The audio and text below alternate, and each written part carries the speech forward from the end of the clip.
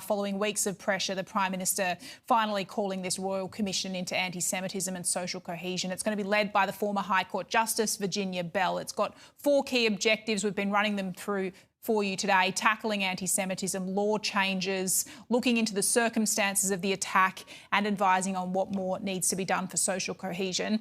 Bring in Cam Redden, the political correspondent who's been covering this. The Royal Commission now, Cam, formally has been established. Now formally up and running, Trudy. It's official. We might be able to show you these images fresh out of Admiralty House here in Canberra, where the Governor-General alongside the Attorney-General Michelle Rowland and the Home Affairs Minister Tony Burke have formally signed off on this Royal Commission. You can see these photos just into the newsroom. So it is now official. The work is underway. That means that the Commissioner can start employing people. She can start doing the work effectively from right now. And this is what the Prime Minister said was the priority. He wants this to be not a short inquiry, he wants it to be in depth, but he has always had concerns about Royal Commissions going long, blowing out with their time and their cost. So he has set the timeline of December 14 for a final report. That would be 1 year on from the Bondi terror attack that claimed 15 lives. There'll be an interim report from Dennis Richardson, who is the former ASIO boss, the long-time public servant, probing into the security agencies. That'll be delivered in April. The Prime Minister says that even though he had been arguing against the Royal Commission for nearly a month now, it was meeting with families that changed his mind, and ultimately he believes the position he's landed on to now hold this Royal Commission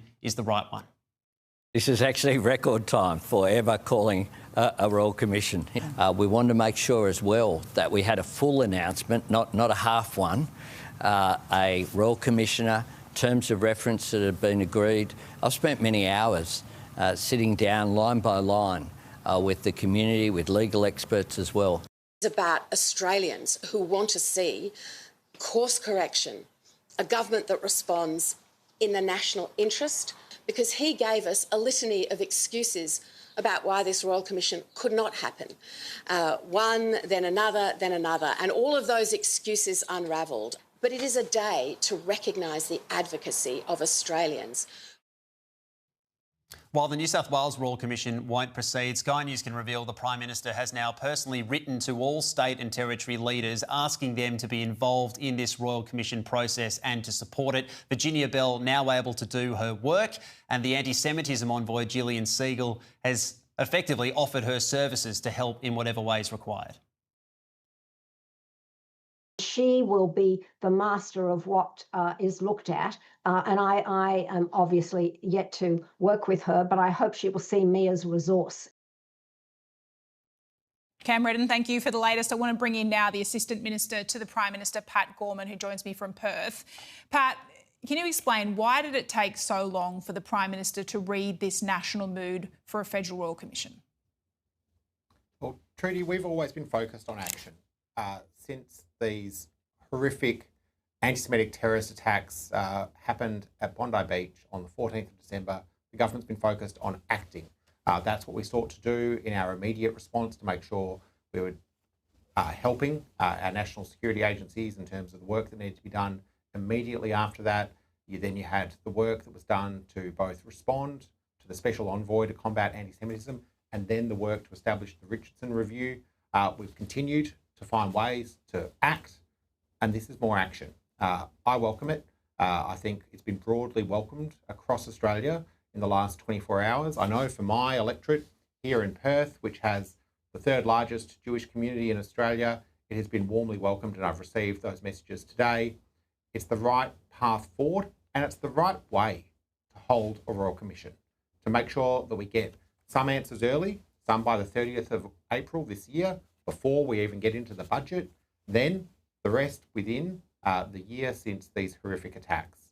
So I think that's the right way forward. I think it's what Australians want to see. People don't like seeing these go on for years and years with no actual action coming out of them.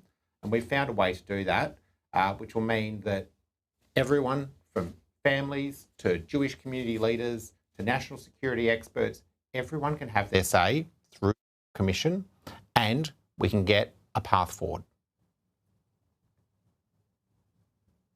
I noted with interest when the Prime Minister said on the 22nd of December, every Royal Commission has asked for an extension of time. That was one of the reasons given not to have this inquiry.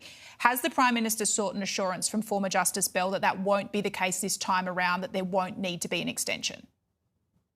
Well, I'd refer your viewers to the letters patent that was signed at Admiralty House in Sydney earlier today. At a special meeting but it's of the the case with Executive every Royal Council Commission, right? They sign the patent, but they ask for an extension. Well, I think the Australian community want this to come in on time.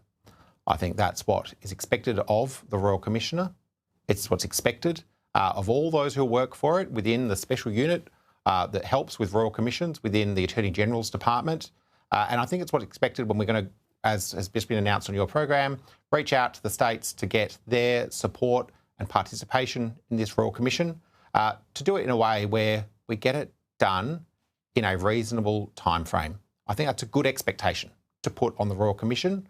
I think it matches community expectations too. It matches community expectations that it gets set up quickly, that we've got terms of reference that are clear, and we've got work to do that the Parliament will continue to do throughout 2026 with some of the laws that have already been started to be drafted and will be consulted on soon. And then we go on to what else we can do through the deep work of the Royal Commission to make sure that we do what I want to do and what I think Australians all want, which is to stamp out the anti-Semitism that does exist in Australia, sadly, but also to work on that shared project of social cohesion, recognising that every Australian makes a contribution to this country and every Australian is better off when we work together. Pat, I wanted to ask you, though, whether you think the Prime Minister has failed to meet the moment, that it felt like he was seeming to defy political gravity in ignoring the calls of the family members of victims in particular. Has he failed to meet the moment?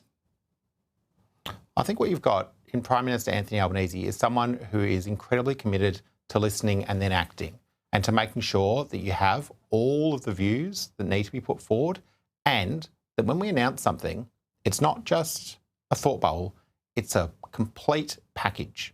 And that's what I saw from the Prime Minister when he stood in the Prime Minister's courtyard at Parliament House yesterday. A complete package. The terms of reference out there for everyone to see, including yourselves in the media. An announcement of the Royal Commissioner, and clearly articulating how it ties in with the work of the Special Envoy to combat anti-Semitism. I think that is what Australians expect. They don't like governments coming out with half an idea. They like us to come out with a clear determination to act. And that's what I've seen from the Prime Minister and my colleagues throughout the period we've had, just over 4 weeks since those horrific anti-Semitic terrorist attacks. A commitment to action, to doing things that will actually make a difference, and doing them having taken careful advice from public servants, community leaders, business leaders. We take all of that in and then we get something done. I think that's been the right path forward. And I do welcome what I've seen, both on your program and elsewhere. There's been broad support for the action the government has taken and the way in which we have done it. And I think that's a good thing, because we all now, regardless of where around the Parliament you sit, or what business you might happen to lead, or what role you might play in the media or in community life, we all want this Royal Commission to be a success, because it's essential to our nation's success. And that's why I'd encourage everyone to get behind it. And I know there are already people drafting submissions right now, and I look forward to those being lodged. And I look forward to the Royal Commission doing its hearings, doing its work, considering what recommendations need to be made. And we'll get the first of those reports by the 30th of April this year. That's a good thing. Pat Gorman, Assistant Minister to the Prime Minister, appreciate you joining us. Thank you.